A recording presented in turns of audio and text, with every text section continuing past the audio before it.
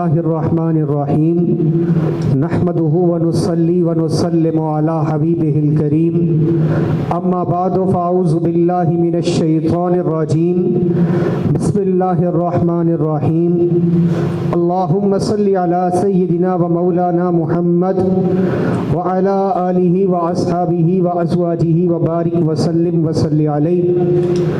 السلام علیکم ناظرین. کوہرنور ٹی وی چینل کے زیر اہتمام ادائے رمضان کی افطار ٹرانسمیشن میں آپ کا میزبان محمد بلال فریدی جامع برکات العلوم سے آپ کو خوش آمدید کہتا ہے. ناظرین، اللہ رب العزت نے جب ہمیں ایمان نصیب فرمایا تو ہمارے کچھ حقوق مقرر فرمائے اور کچھ فرائض مقرر فرمائے. کچھ حقوق کا تعلق رب کائنات کی ذات کے ساتھ ہے اور کچھ حقوق کا تعلق لوگوں کے ساتھ ہے. جن کا تعلق رب کی ذات کے ساتھ ہے اس کو رب کائنات نے حقوق اللہ کا لقب عطا فرمایا، اور جن کا تعلق لوگوں کے ساتھ ہے ان کو حقوق العباد کا لقب عطا کیا گیا. اب یہ حقوق العباد ہیں کیا؟ جب ہم قرآن مجید برہان رشید کی آیات کا مطالعہ کرتے ہیں تو ہمیں جا بجا یہ نظر آتا ہے کہ رب کائنات نے پہلی امتوں سے بھی اور امت محمدیہ کو بھی یہ حکم دیا ہے کہ رب کی عبادت کے بعد جو سب سے بڑا کام ہے وہ لوگوں کے حقوق ادا کرنے کا ہے. رب کائنات قرآن مجید میں فرماتا ہے وَإِذْ أَخَذْنَا مِيثَاقَ بَنِي إِسْرَائِيلَ لَا تَعْبُدُونَ إِلَّا اللَّهَ وَبِالْوَالِدَيْنِ إِحْسَانًا وَبِذِي الْقُرْبَى وَالْيَتَامَى وَالْمَسَاكِينِ وَقُولُوا لِلنَّاسِ حُسْنًا وَأَقِيمُوا الصَّلَاةَ وَآتُوا الزَّكَاةَ. محبوب یاد کیجئے جب ہم نے وعدہ لیا بنی اسرائیل سے کہ اللہ کے علاوہ کسی کی عبادت نہیں کرنی، پھر والدین پر احسان کرنا ہے، رشتہ داروں پر احسان کرنا ہے، یتیموں کے ساتھ اچھا سلوک کرنا ہے، مسکینوں کے ساتھ اچھا سلوک کرنا ہے اور لوگوں کے ساتھ اچھے طریقے سے کلام کرنا ہے. امت محمدیہ کو اللہ رب العزت نے حکم دیا وَاعْبُدُوا اللَّهَ وَلَا تُشْرِكُوا بِهِ شَيْئًا وَبِالْوَالِدَيْنِ إِحْسَانًا وَبِذِي الْقُرْبَى وَالْيَتَامَى وَالْمَسَاكِينِ وَالْجَارِ ذِي الْقُرْبَى وَالْجَارِ الْجُنُبِ وَالصَّاحِبِ بِالْجَنبِ وَابْنِ السَّبِيلِ. اللہ تمہیں حکم دیتا ہے کہ اللہ کی عبادت کرو اور اس کے ساتھ کسی کو شریک نہ ٹھہراؤ، اور والدین کے ساتھ احسان کرو، اپنے ہمسایوں کے ساتھ اچھا سلوک کرو، ان ہمسایوں کے ساتھ جو رشتہ دار ہوں، ان ہمسایوں کے ساتھ جو صرف پڑوسی ہوں. آپ دیکھیں کہ قرآن مجید میں اللہ رب العزت نے جا بجا اپنی عبادت کے بعد جس چیز پر سب سے زیادہ زور دیا ہے وہ بندوں کے حقوق ہیں. بندوں کے حقوق کیا ہیں؟ ہمارے اوپر کون سے فرائض لاگو ہوتے ہیں اور ہمارے حقوق کون سے ہیں، اور ان حقوق کے حوالے سے ہمیں کیا کرنا چاہیے، اسی پر آج روشنی ڈالنے کی سعادت حاصل کریں گے حضرت علامہ مولانا مفتی محمد رفیق نقشبندی صاحب. نعت رسول مقبول صلی اللہ علیہ وآلہ وسلم کا نذرانہ پیش کرنے کی سعادت حاصل کریں گے عزت مآب جناب محمد عباس بوٹا صاحب. اور آج کے ہمارے مہمان خصوصی ہیں محترم المقام سید مسرت جاوید گیلانی صاحب. میں تمام مہمان شخصیات کو آج کی اس نشست کے اندر خوش آمدید کہتا ہوں. ملتمس ہوں محمد عباس بوٹا صاحب سے کہ آپ بارگاہ رسالت مآب صلی اللہ علیہ وآلہ وسلم میں ہدیہ نعت پیش کرنے کی سعادت حاصل کریں. سوچتا ہوں میں وہ گھڑی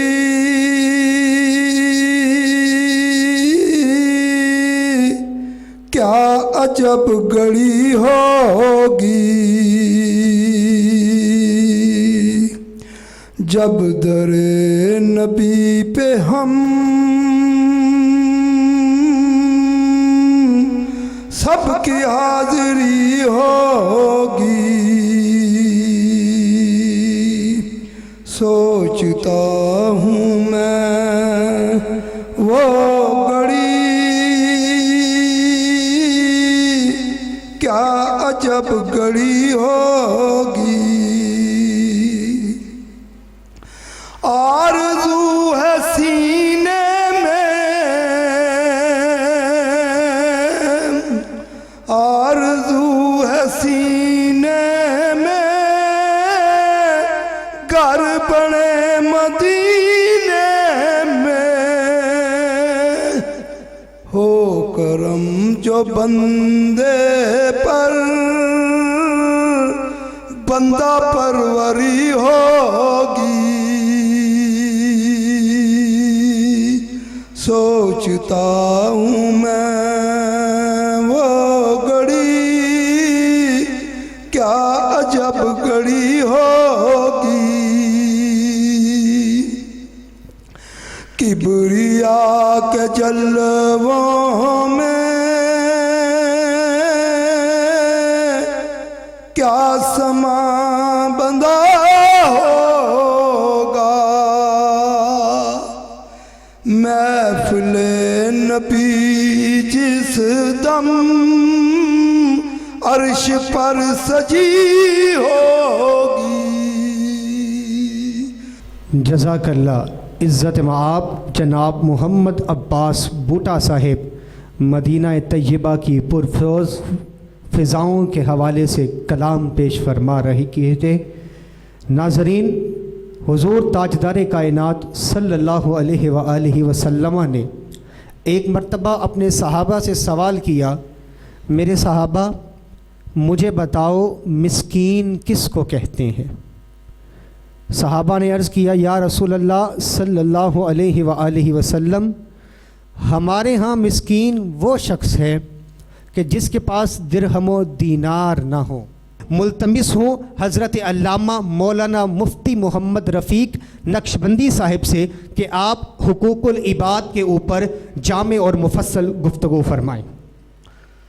الحمدللہ رب العالمین والصلاة والسلام علی رسولہ الکریم، اعوذ باللہ من الشیطان الرجیم، وَاعْبُدُوا اللَّهَ وَلَا تُشْرِكُوا بِهِ شَيْئًا وَبِالْوَالِدَيْنِ إِحْسَانًا وَبِذِي الْقُرْبَى وَالْيَتَامَى وَالْمَسَاكِينِ وَالْجَارِ ذِي الْقُرْبَى وَالْجَارِ الْجُنُبِ صدق اللہ العظیم۔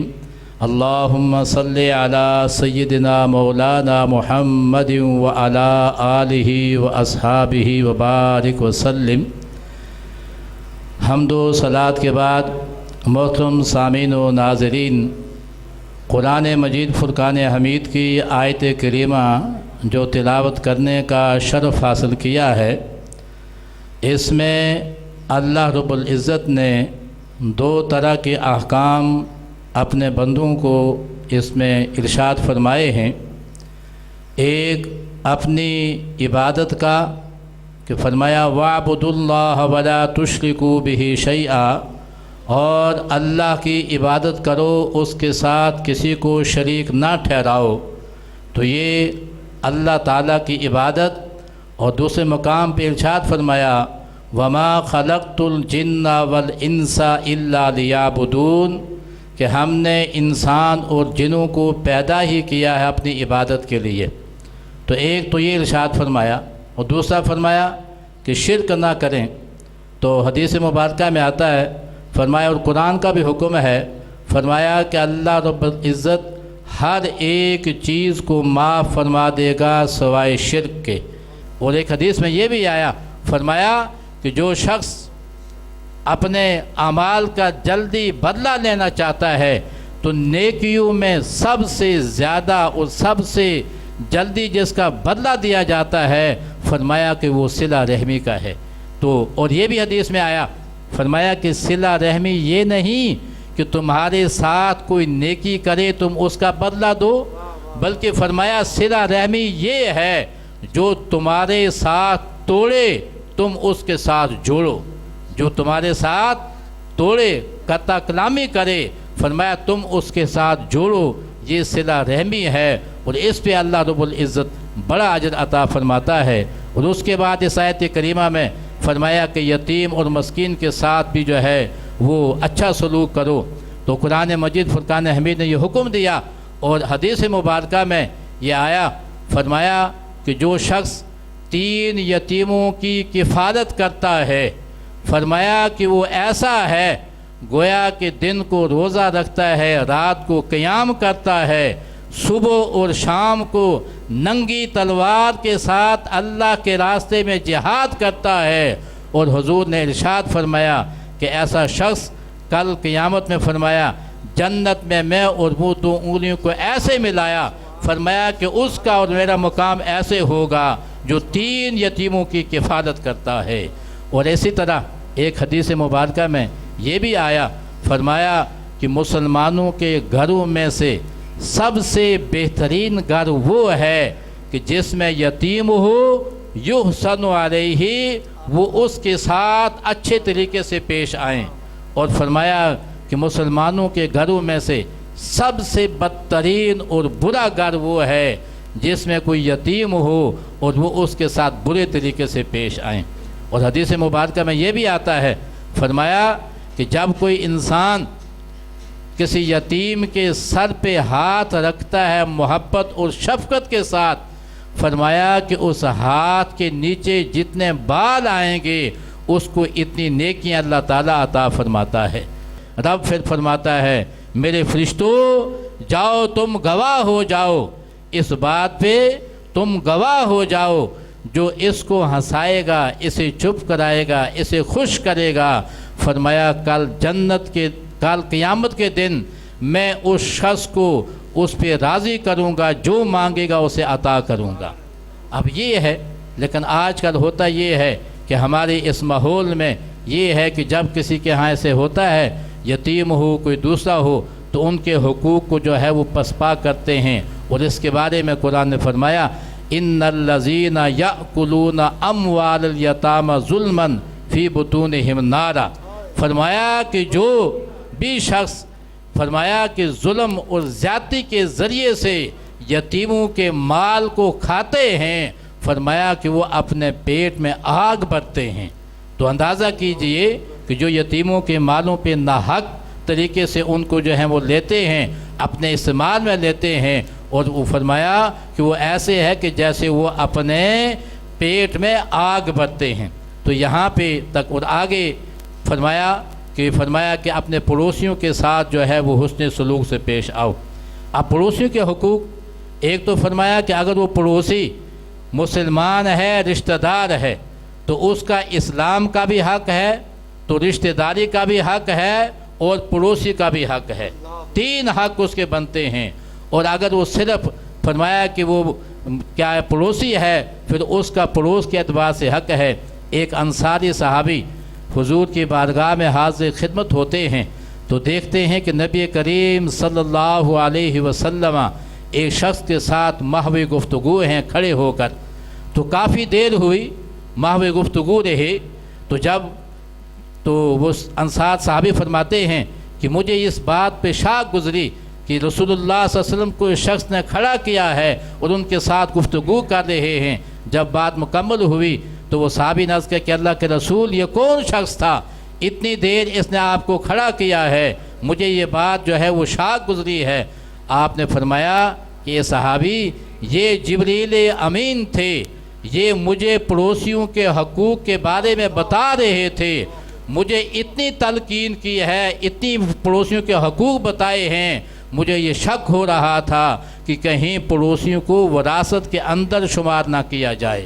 اب یہ حق ہے پڑوسی کا۔ تو محترم سامعین و حاضرین، دعا ہے کہ خالق کائنات ہمیں حقوق اللہ کے ساتھ ساتھ حقوق العباد بھی ادا کرنے کی توفیق عطا فرمائے۔ وما علی الا البلاغ المبین۔ جزاک اللہ۔ مفتی صاحب نے اتنی جامع اور اتنی مفصل گفتگو فرمائی کہ اب کچھ بھی کہنا سورج کو چراغ دکھانے کے برابر ہے۔ بہرحال آج کے پروگرام کا اختتام حضور تاجدار کائنات صلی اللہ علیہ وآلہ وسلم کے اس حدیث مبارکہ پر کریں گے۔